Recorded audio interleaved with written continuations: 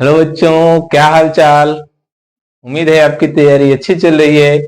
और आज हम आपके सामने साइंस में वो भी फिजिक्स और केमिस्ट्री, है ना, मिक्स क्वेश्चन है ना। वन लाइनर भी आप कह सकते हैं, और नहीं तो ये ऑब्जेक्टिव में इस तरह के प्रश्न कई बार परीक्षा में पूछे गए हैं, उन्हीं प्रश्नों को हम लेकर के आए हैं।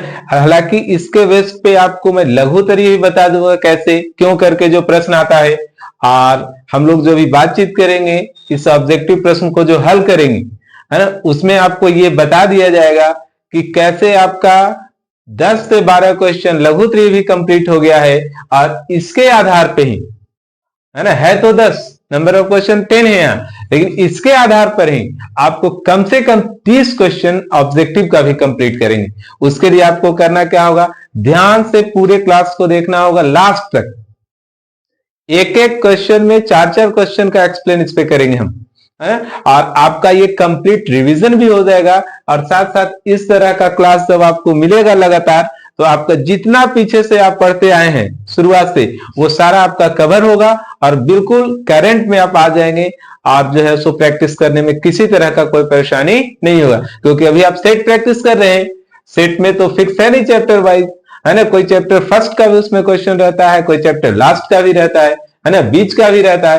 तो इस तरह के प्रश्न जब हम आपसे डिस्कस करेंगे, है ना, लगातार इन पे बातचीत होगी, तो आपको खुद ब खुद लगने लगेगा कि आपको सारा प्रश्न आ रहा है। तो चलिए शुरू करते हैं। बहुत शानदार ऑब्जेक्टिव है और इस पे एक्सप्लेन भी हम आपको बहुत अच्छा से करेंगे।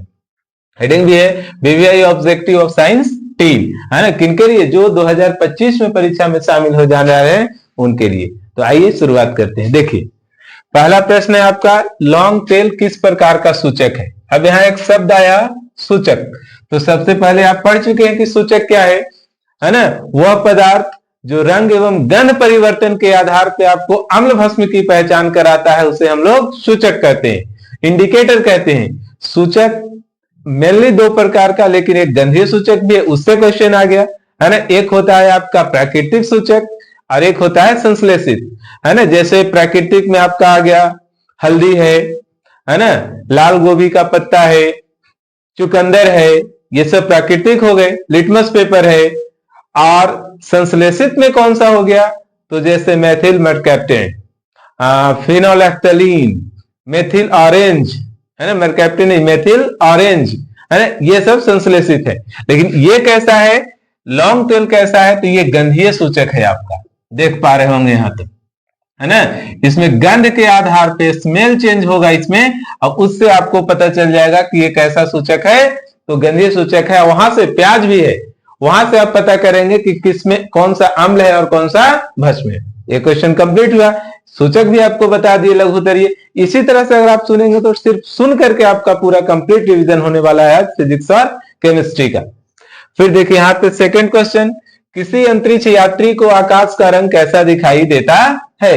जनरली आकाश का रंग कैसा होता है, आसमान का ब्लू होता है, यानी नीला होता है। क्यों होता है नीला, यह भी पता है आपको, प्रकाश के प्रकीर्णन के कारण। प्रकीर्णन मींस स्कैटरिंग ऑफ लाइट, पढ़े आप फिजिक्स में, है ना, जिसमें बताया गया कि वैसे प्रकाश का रंग जिसका तरंग दैर्घ्य कम होता है उसका प्रकीर्णन ज्यादा होता है। तो नीले रंग का तरंग दैर्घ्य कम है सबसे, लाल रंग का तरंग दैर्घ्य सबसे ज्यादा है। तो नीले रंग का तरंग दैर्घ्य कम होने के कारण इसका स्कैटरिंग ज्यादा होता है, इसका प्रकीर्णन ज्यादा होता है। रेले का नियम भी था ये, है ना। तो इस कारण आकाश का रंग कैसा दिखाई देता है, नीला। लेकिन जो अंतरिक्ष में जाते हैं यात्री, चाहे चंद्रमा पर अगर कोई व्यक्ति है ना, तो वहां से अगर वो आसमान को देखेगा तो उसे काला दिखाई देगा, क्योंकि वहां पे कोई स्कैटर्ड नहीं है। वहां पे किससे प्रकीर्णन होगा, वायुमंडल है नहीं, कोई कण वहां पर मौजूद है नहीं, तो कण मौजूद नहीं रहने के कारण आकाश का रंग काला दिखाई देता है। कभी कभी आपसे क्यों करके भी पूछ लेगा, है कि आकाश का रंग अंतरिक्ष यात्री को काला दिखाई देता है क्यों, तो बोलेंगे कि अंतरिक्ष में वायुमंडल नहीं है ना, कोई धूल कण वैसे नहीं है जिससे प्रकाश स्कैटर्ड करेगा, है ना, इसके कारण अंतरिक्ष यात्री को आकाश का रंग काला दिखाई देता है। दो क्वेश्चन लघुत्तरी यहाँ भी आपको हम रिमाइंड कराते जा रहे हैं, है ना। एक क्या कि आकाश का रंग नीला क्यों होता है, सो भी, और उसका भी एक्सप्लेन बता दिया आपको। और एक आपको हम बता दिए बोलते के दौरान कि आकाश का रंग अंतरिक्ष यात्री को काला क्यों दिखाई देता है। तो क्यों से भी अगर प्रश्न आपसे पूछता है तो आप इसे बना सकते हैं। पेशेंस रखना है, धैर्य रखना है, लास्ट तक देखना है। लाइट थोड़ा सा कम है ना, लेकिन आपको बोर्ड पे लिखा हुआ वो क्लियर दिख रहा होगा। थर्ड क्वेश्चन हम लोग करेंगे, सेकंड हो गया कैसा दिखाई देता है, इसका आंसर हम लोग करेंगे कि ये इसका रंग दिखाई देता है काला, है ना। आंसर यहाँ पे सेकंड क्वेश्चन। थर्ड क्वेश्चन है आपका, किस दर्पण में हमेशा वस्तु से छोटा प्रतिबिंब बनता है। दर्पण हम लोग मेनली 3 प्रकार का पढ़े, गोलीय दर्पण 2 प्रकार का, अवतल और उत्तल। तो उत्तल दर्पण ऐसा है जो हमेशा काल्पनिक प्रतिबिंब भी बनाता है और वस्तु से छोटा प्रतिबिंब भी बनाता है।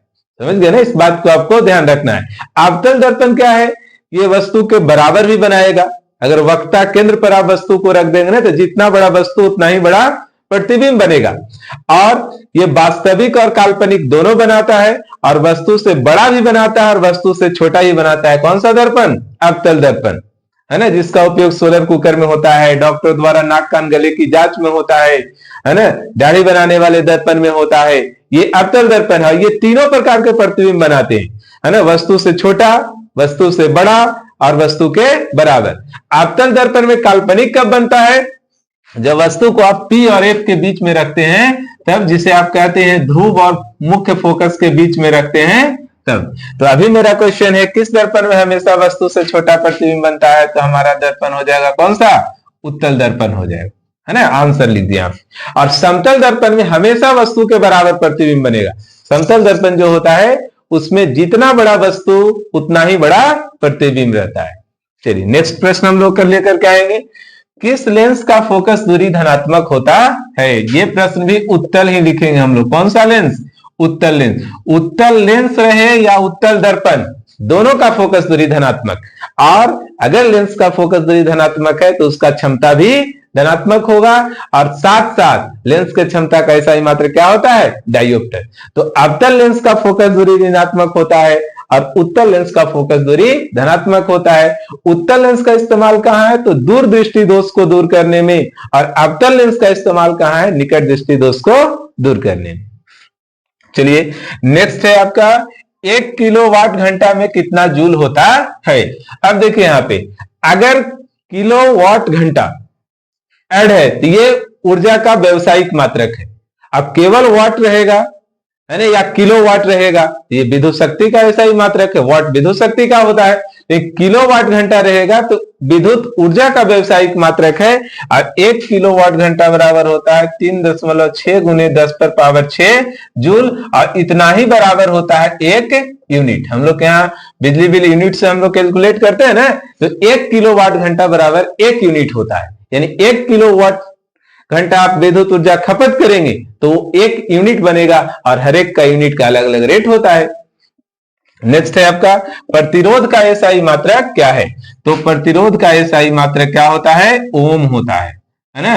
विद्युत धारा का एसआई मात्रक क्या होता है, एम्पियर होता है। विभवांतर का एसआई मात्रक क्या होता है, वोल्ट होता है ना, क्या होता है, वोल्ट होता है। विद्युत शक्ति का एसआई मात्रक क्या होता है, वाट होता है ना। फिर विद्युत आवेश का एसआई मात्रक क्या होता है, कूलाम होता है। प्रतिरोधकता का एसआई मात्रक क्या होता है, ओम मीटर होता है ना। कितना मात्रक आपको बताए कि प्रतिरोध का एसआई मात्रक ओम, विद्युत धारा का एसआई मात्रक एम्पियर, विद्युत आवेश का एसआई मात्रक कूलाम, विद्युत शक्ति का एसआई मात्रक वॉट, है ना। प्रतिरोधकता का एसआई मात्रक ओम मीटर, लेंस के क्षमता का एसआई मात्रक डायोप्टर। और कौन सा मात्रक आपसे पूछेगा, है ना। 10th में इतना ही एसआई मात्रक, और एक न एक प्रश्न उसमें रहता है। नेक्स्ट है, लोहा पर जिंक लेपित करने की प्रक्रिया को क्या कहते हैं। लोहा के ऊपर जिंक का लेयर चढ़ाना है। क्यों चढ़ाते हैं, लोहा को संक्षारण से बचाने के लिए। लोहा को संक्षारण मतलब अगर वो खुले वायु में रखेंगे ना तो उस पे फेरिक ऑक्साइड का परत जम जाता है, जिसे जंग लगना कहते हैं। उसी से बचाने के उस पे जस्ते की परत चढ़ाते हैं, जिस प्रक्रिया को हम लोग जस्तीकरण भी कहते हैं, और गैल्वेनीकरण भी इसी को कहा जाता है ना। देखते हैं बड़ा वाला हैंड पंप जो रहता है वो जिंक कोटेड ही रहता है ना। गैल्वेनीकरण, गैल्वेनीकरण, ठीक है, जस्तीकरण। फिर है आपका प्लास्टर ऑफ पेरिस का फॉर्मूला क्या होता है, तो प्लास्टर ऑफ पेरिस का फॉर्मूला आता है CaSO4 हाफ H2, है ना, ये ध्यान रखेंगे आप। बहुत सारा सूत्र भी पूछता है, जैसे कैल्शियम कार्बोनेट का क्या होता है, तो CaCO3। चूना का भी यही कर ले, बुझा चूना का कैल्शियम ऑक्साइड होता है, बकरा चूना का कैल्शियम हाइड्रोक्साइड होता है, संगमरमर का CaCO3 होता है ना। तो CaOCl2 किसका होता है, ब्लीचिंग पाउडर का होता है, बेंजीन का होता है C6H6 होता है, मेथेन का CH4 होता है। तो बहुत सारे आपको सूत्र पढ़ने हैं, लेकिन जितना बोल दिया अगर उतना भी आप ध्यान रखते हैं तो कोई ना कोई परीक्षा में आने वाला है। नेक्स्ट है तांबा और टीन के मिश्र धातु को क्या कहते हैं। मिश्र धातु क्या होता है कि जब तांबा और टीन को हम लोग जब दो धातु या धातु के समान मिश्रण बनाते हैं उसे मिश्र धातु कहते हैं। मिश्र धातु में देखो यहाँ लिखा हुआ भी कौन सा है, ये जस्ता। जस्ता क्या, तांबा और टीन का जो मिश्रण होता है, तो ये जस्ता तो जिंक हो गया, है ना, इसे हम लोग कहते हैं कासा, है ना। क्या कहेंगे, कासा। कहीं ब्रॉन्ज भी लिखा रहता है ना, कहीं ब्रॉन्ज लिखा रहेगा।